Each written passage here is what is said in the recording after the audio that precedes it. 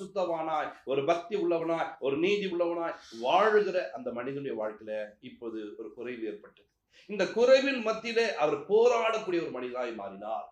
அவர் போராடுகிறார், போராடி ஜெயிக்கிற ஒரு மனிதனா இருக்கிறார். இன்றைக்கு நீங்கள் எப்படி போராடி கொண்டிருக்கீங்க? உங்கள் வாழ்க்கையில உண்டாகக்கூடிய குறைவுகளை நீங்கள் எப்படி ஜெயிக்க போறீங்க?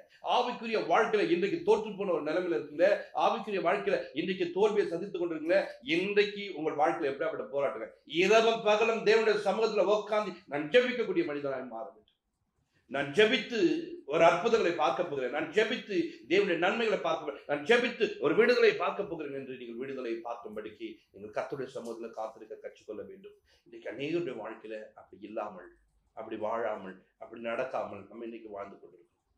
தேவ பிள்ளைகளே, நாம் ஒவ்வொரு நாளும் தேவனுக்கு உகந்த ஒரு பாத்திரமாய் மாறுவதற்கு, தேவனுக்கு பிரியமான காரியங்களை செய்வதற்கு நாம் தேவனுடைய சர்வா